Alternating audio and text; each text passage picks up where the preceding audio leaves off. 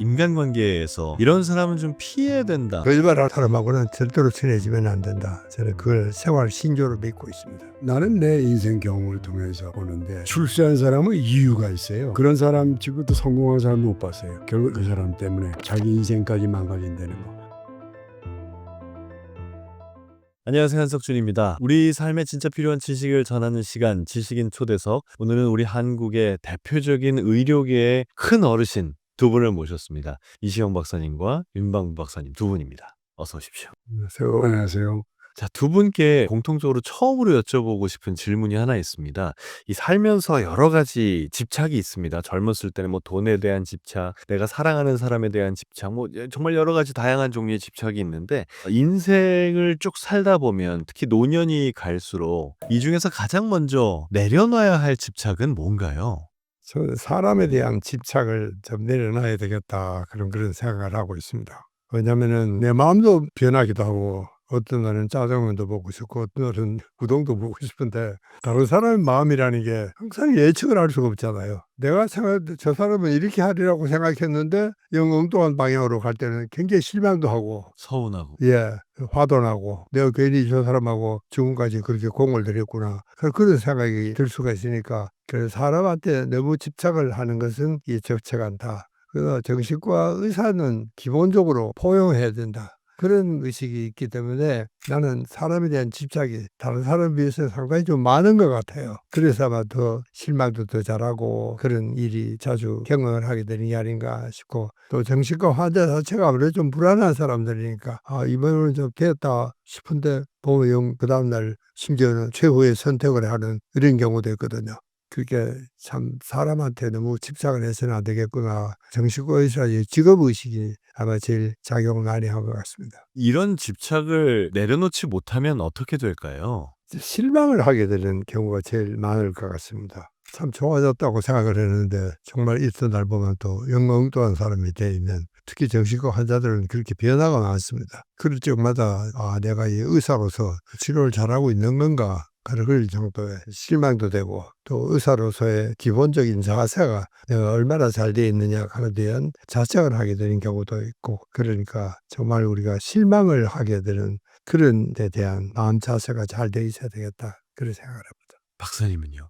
내가 살아올 때까지 같은 사회적인 지위, 내가 이런 사람이었는데 그걸 빨리 집착을 버려야 돼요. 인생 살아오면서 항상 탑에 있었잖아요. 언젠가 모든 사람이 와서 뭐 어떻다 그러고 또 그렇게 살아왔고 근데 자기도 모르게 그렇게 자꾸 살려고 그러면 그거 큰일 나요.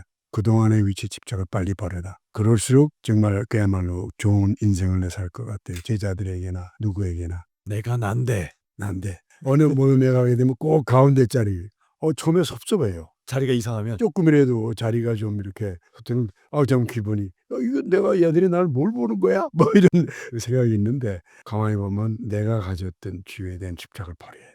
그게 살아가는데 아주 좋고 또 다른 사람에게도 큰 배려라고 생각해요. 우리나라 사회라는 게 더군다나 그런 그 서열 사회가 많잖아요. 어디 가면 소개해도 순서대로 소개하면 느껴서 기분 나쁘잖아요. 그런 걸 꼭 자기의 지위에 대해서 집착을 하지만 은퇴를 한 사람이 옛날 명함 갖고 다니는 사람들이 예, 있죠. 네. 더 만들어 달라고 요구하기도 하고. 집착을 내려놓지 않으면 결국은 아이들 말로 왕따 돼요. 아이고야, 그렇습니까? 사회에서 왕따 되고 그 사람 누가 다시 만나려고 그러겠어요. 누가 다시 부르려고 그러겠어요. 나이 든 경우에. 그러면 결국 자기 자신이 그거로 스트레스 받고 정신적인 문제도 가져올 수가 있죠. 그래서 집착을 넘어가게 되면 결국은 인간관계도 망가지고 사회관계도 망가지고 자기에 오는 정신적인 건강상의 문제도 오고 그렇기 때문에 집착이라는 거 빨리 버릴수록 좋다고 난 얘기할 수 있어요. 그리고 이제 두 분께서 긴 인생을 살아오시면서 정말 많은 사람들을 만나셨을 텐데 그런 그 사람들과의 인간관계에서 누구는 예상치 못한 사람인데 큰 도움이 된 사람도 있고 누구는 아주 좋은 사람일 줄 알았는데 크게 손해를 끼친 사람도 있을 거 아닙니까? 그래서 여쭤보고 싶은 게요. 이런 사람은 친해지기 전에 멀리해야 된다. 이런 사람은 좀 피해야 된다. 어떤 사람인가요? 제일 쉬워서 거짓말 잘하는 사람입니다. 거짓말. 거짓말 잘하는 사람은 있거든요. 별로 뭐 도움이 될 거짓말도 아닌데도 거짓말을 상습적으로 하는 사람이 있습니다. 거짓말하는 사람하고는 절대로 친해지면 안 된다. 저는 그걸 아주 생활 신조로 믿고 있습니다. 어떻게 되나요? 친해지면. 그럼 저 속죠. 거짓말을 잘하는 사람한테는 일단 사기성이 있다고 봐야 되는 거거든요. 이게 진실하지가 못한 거 아닙니까? 그게 바로. 그러면 이제 참 자기가 굉장히 손해를 보아야 될 경우도 있고 또 마음이 정말 괴로워 아파야 할 때도 있습니다. 이 사람은 안 그렇다고 생각을 했는데 영 보니까 엉뚱한 사람이 되는 수가 있거든요. 부부간에도 그런 경우가 흔히 있습니다. 그러면 정말 이혼을 하는 수밖에 없던 극단의 경우도 생길 수가 있는 거거든요. 그래서 이 거짓말 잘하는 사람한테는 정말 조심해야 됩니다. 나는 꼭 제자들에게 부탁하고 한번 건 자기가 있던 곳을 비하하는 사람. 자기가 있던 직장이 나중에 나왔다 나오는 그 직장 막 비판하고 나쁘다고 형편없다 그러고 또 아무게 뭐 형편없다고 비판하고 하여튼 간에 자기가 속했던 데에 대해서 부정적인 얘기하는 사람 피하는 게 좋아요. 그래요. 내가 설령 어느 직장에서 힘이 들었더라도 내가 좋은 점이 있잖아요. 그걸 먹고 사는 거 아니에요. 참 이렇게 해야 돼. 꼭 자기 있던 직장, 자기 있던 곳을 비하하고 비판하는 사람 꼭 피해야 돼요. 결국 인생에서 그 사람 때문에 자기 인생까지 망가진다는 거. 이거 좀 아주 꼭 좀 부탁을 드려요. 어디가 있다 나오든지 간에 따지고 보면 그 기관 때문에 내가 살아온 거 아니에요. 감사해야지. 왜 나왔다가 거기 말이 형편없어 나왔고 뭐 이랬고 나 그런 사람 치고도 성공한 사람 못 봤어요. 그 사람 일생 그러고 살아요. 있던 곳을 비하고 욕하고 비판하고. 그럼 그 사람은 다른 데 가서 저도 나쁘게 얘기할까요? 또 그렇죠. 그래 항상 그런 칭을 꼭 그렇게 해. 그렇습니까? 그럼 반대로 이런 사람은 반드시 옆에 가까이 둬라라는 사람은 누굽니까? 나는 내 인생 경험을 통해서 보는데 출세한 사람은 이유가 있어요. 대부분이 멍해요. 똑똑하지 않아요. 똑똑한 들끼리 싸우다 다 죽어요. 마지막에 남는 건 의도적으로 멍하든지 진짜 멍한 사람만 남아요. 아, 그렇습니까? 예. 그게 뭐 무슨 뭘 높이 했다 보면 둘 중에 하나예요. 똑똑한 놈은 저희끼리 쳐 다 죽어버려요. 그래서 말씀드리지만은 좀 자기를 이렇게 낮추고 되도록이면 좀 멍한 것처럼 손해보는 것처럼 살아가는 사람들 이 결국은 승자가 돼요. 이재용 박사님께서는요. 어떤 사람 곁에 둘까요? 손해 볼 줄 아는 사람이 참 중요할 것 같습니다. 손해 볼 줄 아는 사람. 예. 이 일을 하면은 자기한테 좀 손해를 보지만 이 사람한테는 굉장히 큰 덕이 갈 수도 있는 그런 일을 참 즐겁게 하는 내 친구 중에도 참 나하고도 조금도 친하지만 무슨 일이 있을 때는 꼭 이 친구가 다 거들어줘요. 가서 사과도 해주고 뭐 그건 뭐 자기한테는 정말 전혀 도움이 안 되는 이야기인데도 불구하고 그거 우리 친구들 중에서 가령 뭐 좀 한 자리 높은 자리 했다는 사람들도 보면 뒤에서 누군가 깃발아 주는 사람이 있습니다. 그러나 결국은 그게 나중에 그 사람한테는 큰 덕으로 돌아가더라는 그런 이야기입니다. 아, 두 분 말씀 들으니까 반드시 곁에 둬야 되는 사람이 어떤 사람인지도 알겠지만 그런 사람이 돼야 되겠다라는 생각도 드네요. 그렇죠. 그 서로 솔직하게 나의 상황을 얘기할 수 있는 그런 관계가 좋다고는 생각하지만 또 한편으로는 그게 너무 쉽게 나의 약점을 드러내는 것 같아서 걱정이 되기도 하거든요. 나의 가까운 인간관계들에게 어느 정도 솔직하게 내 자신을 보여주는 게 필요한가요? 사실 친한 친구에겐 비밀이 있으면 안 돼요. 적어도 친한 친구는 내 비밀할 때 그거 가지고 타발하고 저 울렸대 뒤통수 치고 그러지 않아요. 그건 친구를 잘못 둔 거예요. 아, 그거는 비밀을 말한 게 잘못이 아니라 친구를 잘못 둔 거군요. 네. 그렇게 봐야 돼요. 그러니까 두려워할 필요 없어요. 친구. 지금 내가 믿고 하는 친구. 그러나 이 계산되는 친구에 대해서는 사실 이건 친구가 아니죠. 친구는 친구지만. 그 친구가 나중에 그걸 가지고 야 과거에 그랬던 친구 아니냐고 나올 수가 있다고요. 그래서 계산적인 관계 친구를 가질 수도 있어요. 그런 사람들에게는 있지만 진실한 친구에겐 정말 그런 거 갖지 마세요. 사실 우리 인간관계의 대부분은 계산적인 관계죠. 그렇죠. 진실한 관계는 몇 없으니까. 몇 없어야 정상이기도 하고요. 계산적인 관계는 개인 생활에 대한 거. 또 무슨 얘기로 내가 뭐 수입이 같이 예를 들어서 500만 원 받는데 친구한테 야 난 한 2천 받아. 어떻게 뭐 이렇게 벌어. 이렇게 하면 그때 당시에 야 뭐 나중엔 얘가 이렇게 해서 6만 원 벌려라고 한단 말이에요. 이 사회적인 친구는 그래서 맛이 없지만 그건 그냥 개인 생활에 얘기 안 하는 게 좋아요. 개인 생활은 얘기하지 마라. 이시영 박사님께서는요. 그래도 뭐 비밀이 좀 있어야 되는 거 아닙니까? 나는 뭐 100% 솔직하게 될 수 있다는 게 참 힘들다 하는 생각을 하고 있습니다.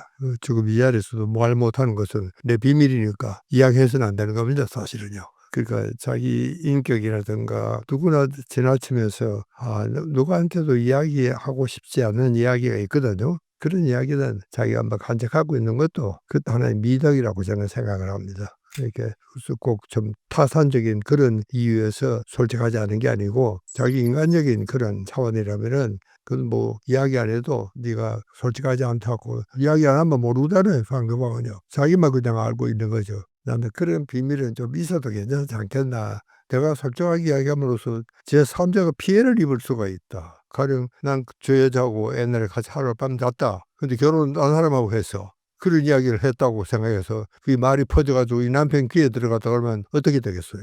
내가 생각하는 것은 세상에는 그런 비밀도 있다는 겁니다. 그리고 우리가 지켜줘야 할 비밀은 있다. 그러면 이런 것도 한번 여쭤보고 싶은데요. 유튜브에 보면 나이 들고 나서 실버타운, 뭐 시골 전원주택 이런 데 살지 말라는 얘기들 많이 합니다. 뭐 실버타운은 돈도 많이 들고 시골 전원주택 뭐 좋은데 병원이 너무 멀고 그런 얘기를 하거든요. 그럼 두 분이 생각하실 땐 이런 데 가서 살지 말아라 라고 생각하시는 그런 장소가 있습니까? 이제 나이가 들면은 시내에서 사는 게 편리합니다. 외부에 사면 첫째 교통 문제라든가 병원 문제라든가 또 친구들 찾아오는데도 시내에 있는 거하고 밖에 있는 거하고는 다르잖아요. 그게 이제 앞으로는 점점 이 고독 문제가 아주 심각해집니다. 우리는 벌써 뭐 독거 가족이 뭐 30%가 넘어갔거든요. 이게 뭐 기하급수적으로 늘어나고 있는. 그러니까 앞으로 이제 이 고독 문제가 사회적으로 큰 문제가 될 텐데 이게 노인이 돼서 한쪽으로 가면 갈수록 고독해질 수 있는 이 여건이 마련이 되잖아요. 나는 그것은 참 보통 사람들은 이겨내기가 아주 힘듭니다. 교통 문제라든가 모든 걸 생각해서. 그래서 오히려 또 젊을 때는 밖에 나가서 그렇게 맑은데 좀 살고 하면은 참 명상도 하기도 좋고 다 좋죠. 그러나 이제 나이가 들면은 시내에 다시 들어와서 사는 게 편리하게 좋다. 저는 그렇게 생각을 합니다. 우리가 보태죠. 의사들 얘기는 노인이 되면 꼭 다운타운으로 들어오라 그래요. 아, 그렇습니까? 왜냐면 교통 편하고 여러 가지가 다 있고 나이 든 사람에게 내가 하나 부탁하는 거 있어요. 같은 또래인 데는 가지 말라. 늙은 사람 많은 데는 가지 말아라. 아, 그래요? 왜냐면 정서적으로 그 상대방을 보면서 내가 느끼거든요. 저런 늙은이가 있어.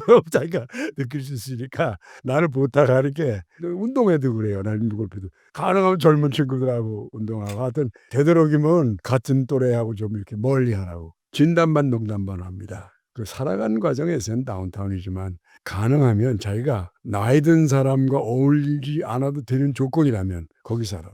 그 저는 얘기를 합니다. 그리고 가능하면 조금 젊게 사는 사람, 나이대로 젊게 사는 사람 있어요. 뭣도 좀 내고 젊을처럼 하려고 그러고 뭐 이런 그런 저희 부류. 가능하면 젊게 사는 사람과 어울려라. 임 박사님은 좀 젊게 사시는 것 같은데 비결이 있으십니까? 그래서 젊게 살려면 이까지가 받쳐줘야 돼요. 첫째는 신체가 건강해야 되죠. 정신적으로 또 그래도 비교적 도전적이고 희망적이고 그리고 과거 얘기 안 하고 가장 과거 얘기하는 사람 만나면 골치 아파요. 내가 옛날에 말이야 이런 건가요? 젊다는 게 뭐 나이가 아니란 말이 있잖아요. 사무엘 올만도 얘기처럼 청춘이라는 게 뭐냐. 젊은 아주 예쁜 사람처럼 신선한 마음을 가지고 이런 용기가 있고 도전하는 정신. 이게 청춘 아니에요. 그러니까 나이가 따지지 말고 내가 그게 있느냐 없느냐. 난 조금 가 있어요. 아직. 그게 내가 다른 사람도 마찬가지지만 현재 이럭저럭 살아가는 방법이 아니냐 말씀드려요. 두 분 박사님께서 이번에 책을 같이 내셨습니다. 제목이 평생 현역으로 건강하게 사는 법인데요. 여기서 이제 건강하게 오래 사는 걸 포인트로 삼으신 게 아닌가 싶어요. 그런 의미에서 두 분께서 건강하게 살 수 있는 건강 습관 한 가지씩만 좀 소개를 해주신다면요. 어떤 습관이 있으신가요? 저는 소식 다독입니다. 적게 먹고 그 대신에 큰 운동을 하자는 뜻이 아니고 작게라도 운동을 좀 많이 해라. 그러면 걷는 것 정도로. 뭐 나이에 따라서는 이제 운동 강도를 다르지는 하겠죠. 이제 나이가 들면은 다들 요즘은 이제 많이 못 먹게 되더라고 옛날처럼. 왜 자꾸 적게 먹느냐고 그러는데 많이 못 먹게 해야 돼. 많이 먹을 것도 없고요.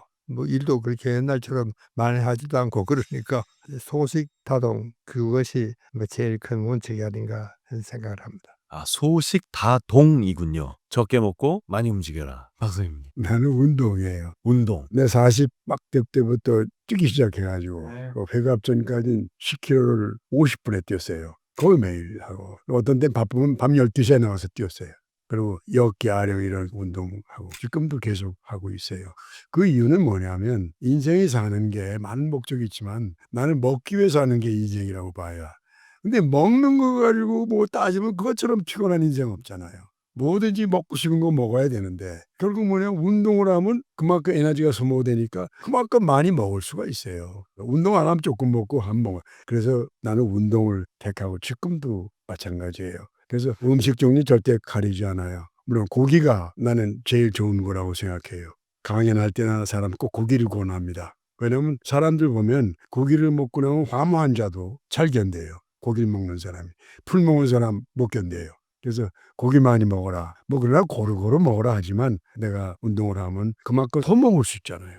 운동을 하고 거기에 맞게 적당히 먹어라. 그게 내 철학이에요. 난 지금도 이젠 좀 나이가 있으니까 걸어요. 1시간에 7km 걸어요. 다른 사람 뛰는 스피드예요. 네, 그리고 30분 정도 지금 요 엮기 모아령하고 이제 그런 하나 딱 달라진 건 저는 매일 했는데 요새는 그냥 시름을 안 해요.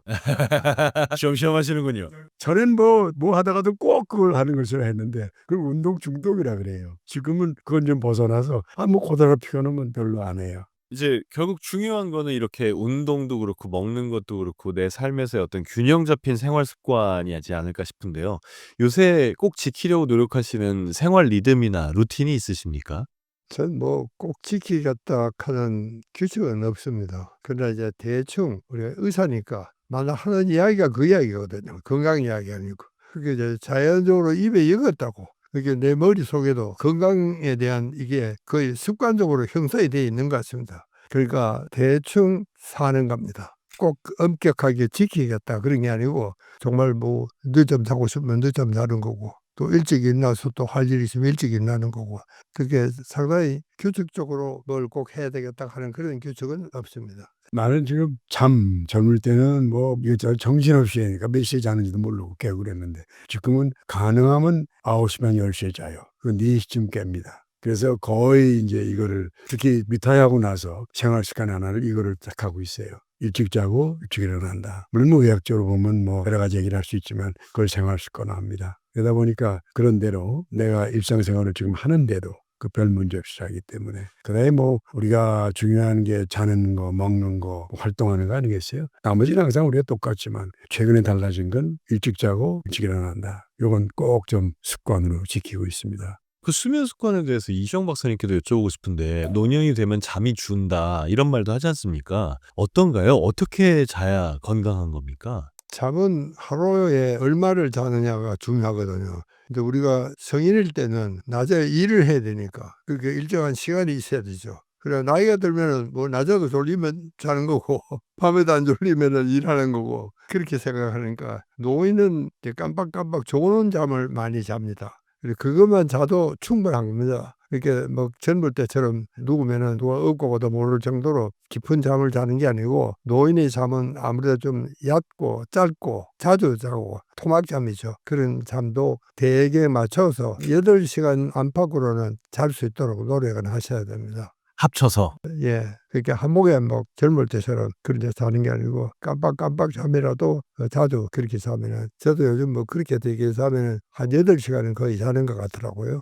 그런 바람직한 노년 생활을 보내기 위해서 우리가 마음가짐을 어떻게 갖는 게 좋습니까? 우리 흔히 마음가짐 그러면 이제 스트레스에 쫓기는 게 제일 문제거든요. 나이가 들면은 확실히 모든 게 예후가 있습니다. 그리고 이제 어느 정도는 갖춰 있어야지 갖춰 있지 않으면은 마음이 급해집니다. 가령 뭐 먹을 게 충분하지가 않다든가 뭐 잠도 충분히 못 잤다든가 그게 뭔가 부족하면은 우리가 건강하지가 못합니다. 이게 골고루 갖춰서 있게 하는 생활 자체가 굉장히 중요하다 저는 그렇게 생각합니다. 박사님은요? 그럭저럭 살라고 얘기를 많이 해요. 그럭저럭. 나이가 들면 병 많죠. 관절염, 고혈압, 뭐 당뇨. 그냥 뭐 약 먹으면서 살면 되죠. 그 완치하려고 그러지 뭐 완치도 안 돼요. 왼쪽 다리가 이상한 오른쪽 다리가 하면 살면 되는 거고. 이렇게 그럭저럭 편안하게 꼭 100% 아주 완벽한 노년이 들어서 더군다나 생활보다는 내가 사는 이 삶이 만족이다. 그 펄펄 뛰어봐야 뭐 보세요. 더 안 되잖아요. 뭐 수입이 더 늘겠어요. 인가가 늘겠어요. 그러면 내가 산 이게 최고고 그럭저럭 사는. 그래서 그럭저럭 살아라. 그럭저럭 내 그러면서 얘기를 논의하고 있습니다. 그리고 살다가 그럭저럭 가면 되잖아요. 그러면 오늘 마지막 질문이 될 것 같습니다. 두 분 다 대답해 주셨으면 좋겠는데요. 잘 늙어간다는 게 무슨 뜻일까요? 잘 늙어간다는 것은 잘 산다는 뜻이거든요. 그렇게 잘 살기 위해서는 어려서도 갖출 것은 골고루 갖춰야 됩니다. 어딘가 한 군데 결함이 생기면은 잘 살기가 힘들죠, 사실은요. 그러나 완벽하게 우리가 다 갖출 수는 없으니까 좀 부족한 것은 그런 대로 잘 받아들이고 정말 우리 영 교수 말 맞더라. 그럭저럭 그렇게 살아가는 겁니다. 좀 부족한 데가 아무래도 있죠. 나이가 들면은 뭐 아프기도 하고 저도 좀 허리가 아파 디스크 때문에 지팡이도 들어 짚고 다니고 그렇게 합니다만 이제 그걸 자주 보충해 가면서 그렇게 균형이 맞게 살아가는 것이 현명한 삶이 아닌가 저는 그렇게 생각을 합니다. 내가 하나 읽은 거지 80년대에 유행하던 말이 successful aging, 성공한 노년이라는 게 뭐냐 이런 걸 본 적이 있어요. 그거 보면 뭐가 성공한 노화냐. 그게 이제 세 가지 여건을 해요. 첫째는 신체적인 거. 그래도 젊을 때 비슷하게 좀 여건을 신체가 따라줘야 된다. 그중에 특히 기능, 뭐 현재의 구조보단 기능. 두 번째는 정신적인 거. 세 번째는 사회적인 인간관계. 이게 별로 차이가 없어야 된다. 이 세 가지를 거의 맞추면 그걸 성공한 거고 이게 한 반 정도면 그건 일상적인 그냥 늙은 사람이고 아주 낮으면 그건 미안하지만 그 사람이 실패한 노화다. 근데 이게 가만히 보면 다 마음이에요. 아, 이게 전부 마음이다. 내가 병 없다고 생각하면 없는 거고 내가 지금 말이지 정신적으로 멀쩡한 거고 그 마음 먹으면 되는 거 아니에요. 지가 그렇다면 그런 거지 누가 뭐라 그랬어요. 그래서 또 우리가 살아가는 방법은 마음 먹기 달렸다. 자기가 그렇게 생각하면 그게 되는 거니까 비교하지 말고 마음가짐을 그렇게 갖는다 하는 그런 생각을 하고 있어요. 아, 오늘 좋은 말씀 정말 감사합니다. 감사합니다. 지식인 초대석 오늘 우리나라의 의학계 대표적인 큰 어른 두 분과 함께 했습니다. 잘 늙어간다는 것, 그것을 위해서 오늘부터라도 조금씩은 마음가짐을 다르게 해볼 필요가 있지 않을까 생각해 봅니다. 끝까지 시청해 주셔서 고맙습니다.